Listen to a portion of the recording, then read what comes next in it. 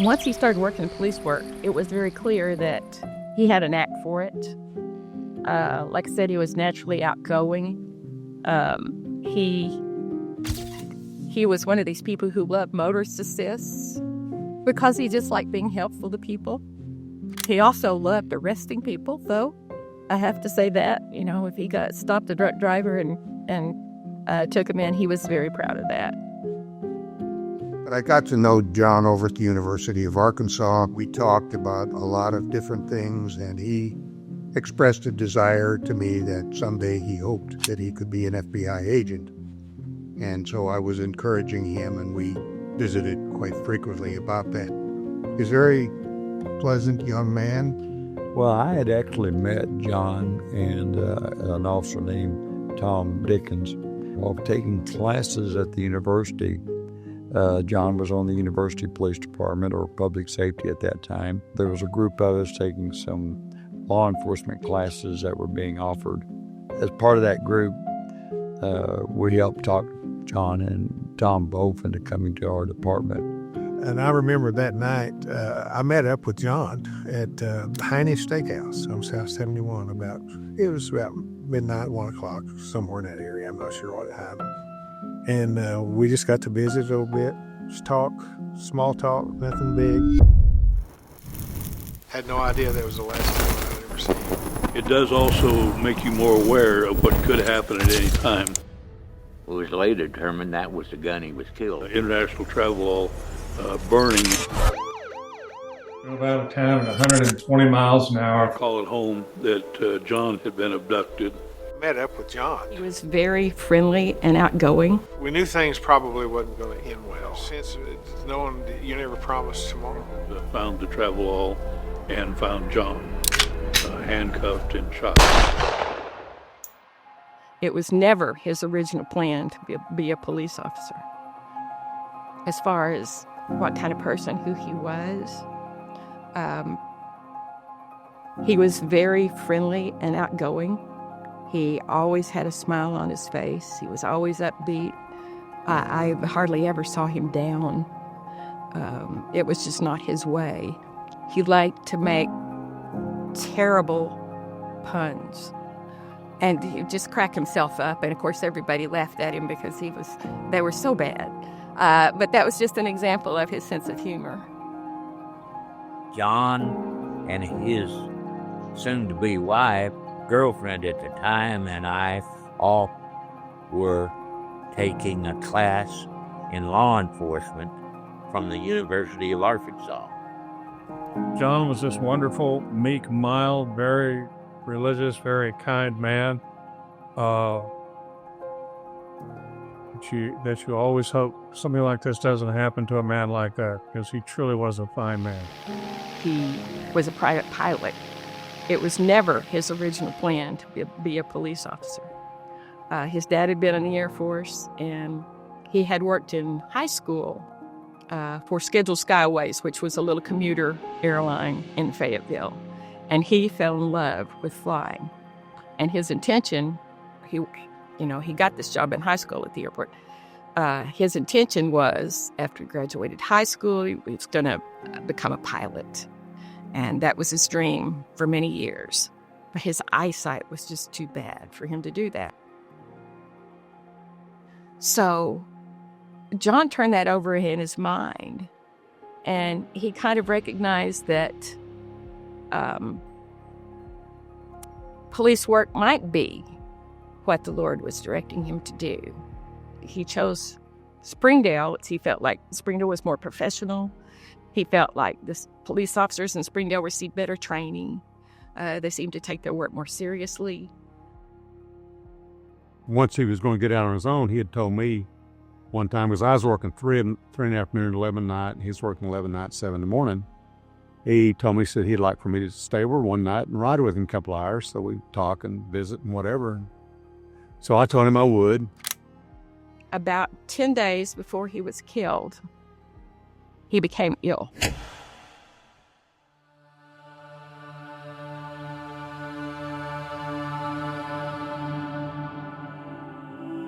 I had never seen him so ill. It was a dysentery sort of thing. He couldn't keep anything down. And it was so bad, usually those sorts of things pass in 48 hours. It was so bad that after 2 or 3 days, he went to see his doctor.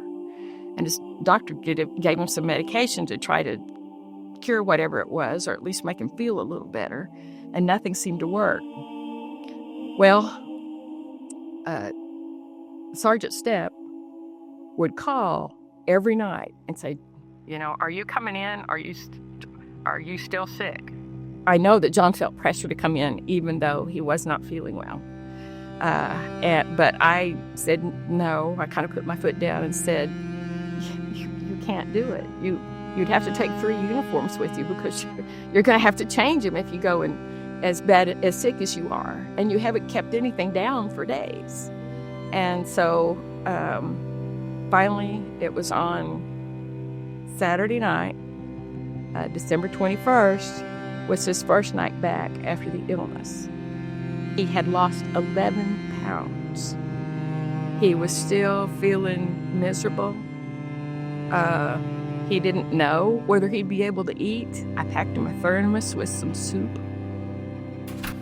I was coming in the station to get off duty, and I got behind a DWI and stopped him and arrested him for DWI and brought him in the station. So I didn't get done with him till about 1 o'clock in the morning. And so I called John on the radio and said, hey, I'm going to skip. I'll do it next weekend or whenever. John called in a traffic stop on the morning of December 22nd.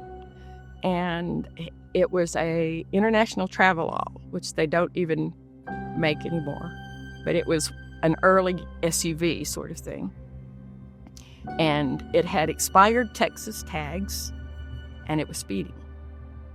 And that, I remember, we knew immediately. So I'm assuming it was information that he relayed when he called in the stop. John calls in a traffic stop.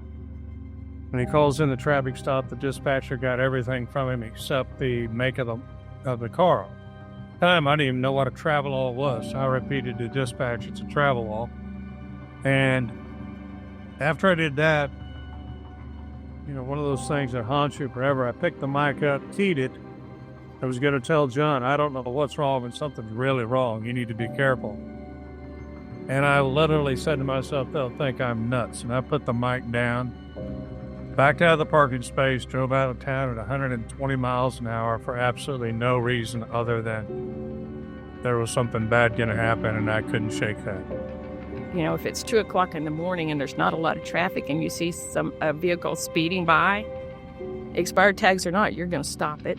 And so that's what John did. But the vehicle came to a stop in an area that at that time had really no radio coverage. And everybody knew it. John had pulled over the travelall and was probably in a discussion with the driver when the second vehicle pulled up. Both vehicles had police scanners. So the second vehicle knew that the first vehicle had been pulled over and they were following behind, and both of them were armed with semi-automatics. And so we think, piecing it together, that they probably drew down on John as he was at the scene of the traffic stop, and he would not have had, with 4 people armed that heavily, wouldn't have had much of a chance. And I suppose he could have tried to shoot it out with them right there.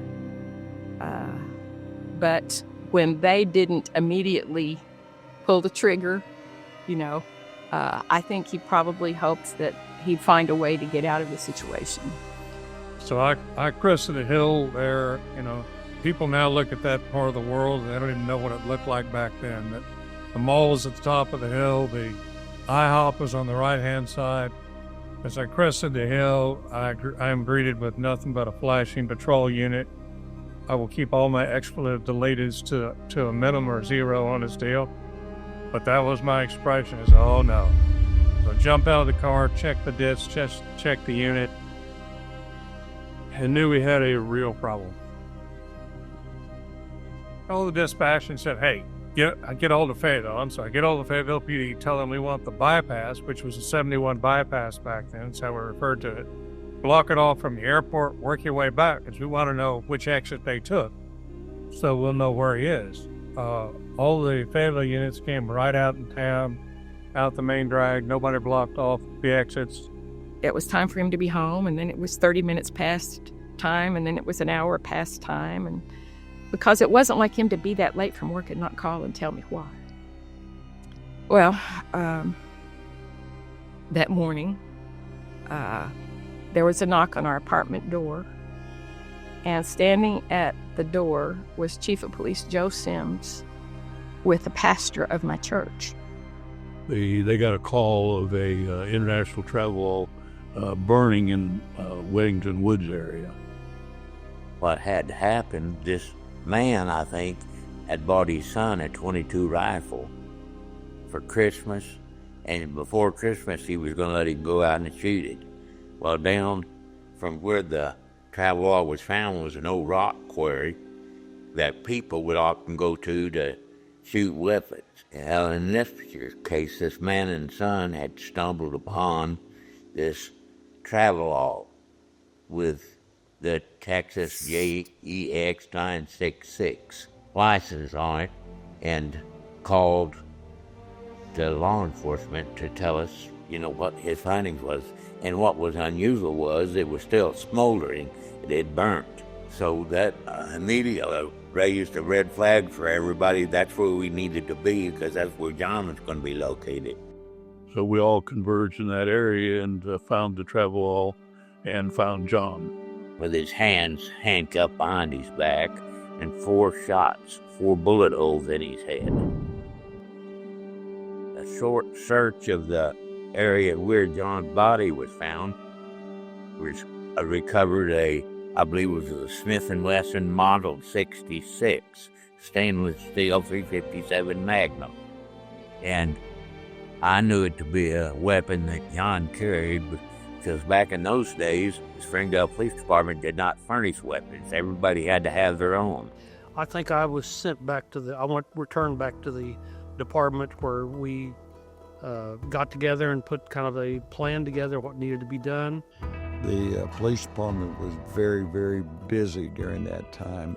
The FBI was involved, the prosecutor was involved, and it was just a matter of trying to put all the pieces together. We put in unbelievable hours. I remember we worked 20 hours a day for I don't know how long. There was no Christmas, there was no New Year's, no nothing. I just don't remember that. All I remember is we worked constantly.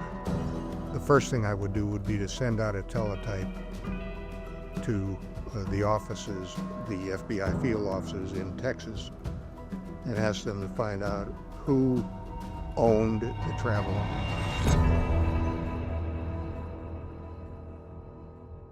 And an agent down there named Joel Howerton had gone out and talked to the individual who had owned that travel log.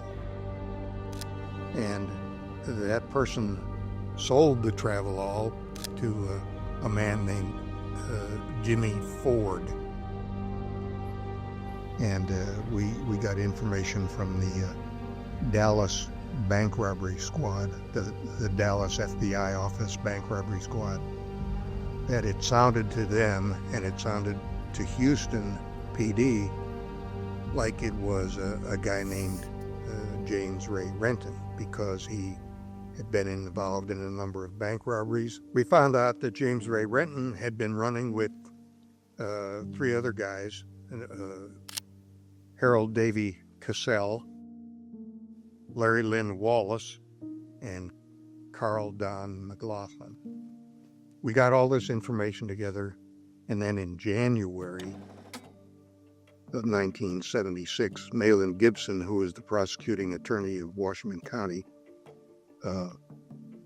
filed an arrest warrant for James Ray Renton and the others.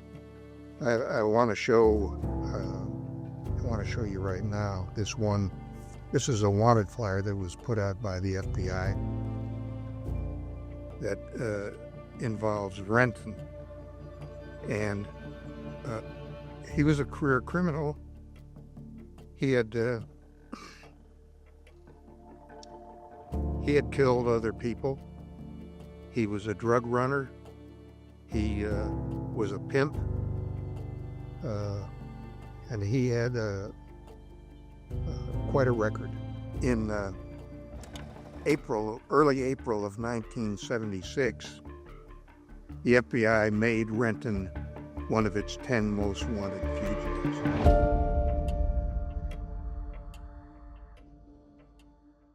At first, Renton's girlfriend wouldn't talk with the FBI or anyone concerning her knowledge of where Renton might be. But during the process of the investigation, she learned what the seriousness of the crime, and what a real person that Renton was. She came around and started giving us information concerning their method of operation and how they chose to do their crimes in Arkansas. Their reason for coming to Arkansas was that Arkansas had inadequate law enforcement. They figured they could get away with more in Arkansas. Renton would call her every couple of weeks. So the last thing I remember saying to her was, the next time he calls, listen for background noise. Renton did call her, and in the background, she could hear like an announcement over a microphone or something. American Airlines flight, blah, blah, blah, will be arriving in Denver such and such time.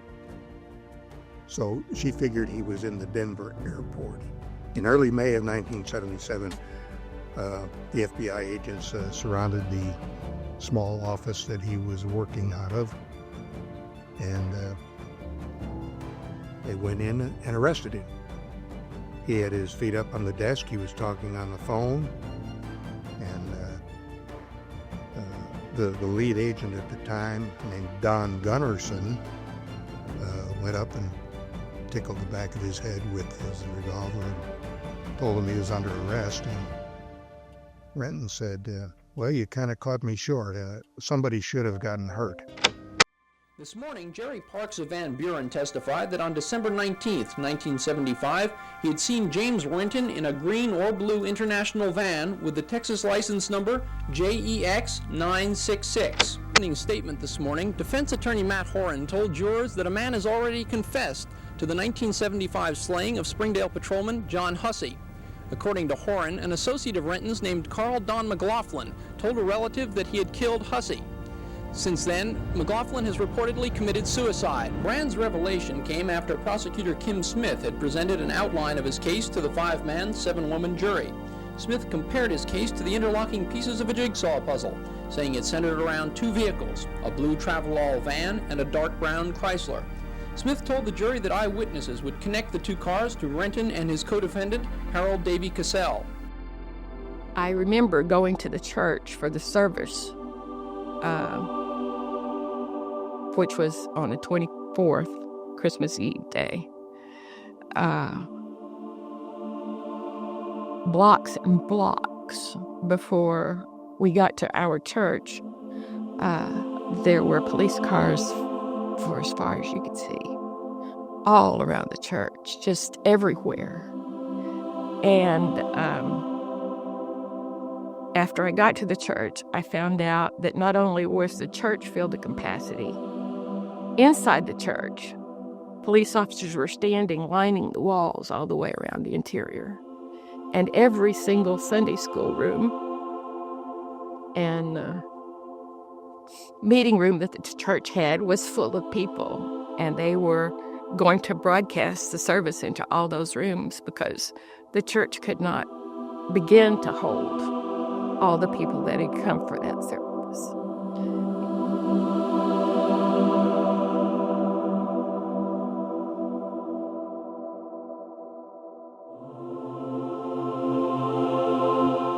At his funeral service, knowing his love of flying, Jim Shine read the poem High Flight.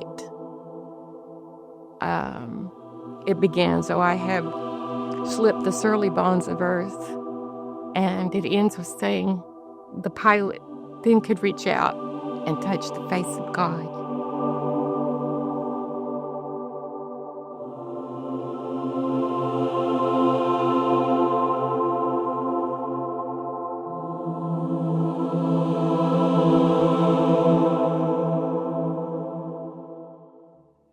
And I appreciate y'all doing this. I look at it as you're doing something for John. To all the people who see this documentary someday, thank you for remembering.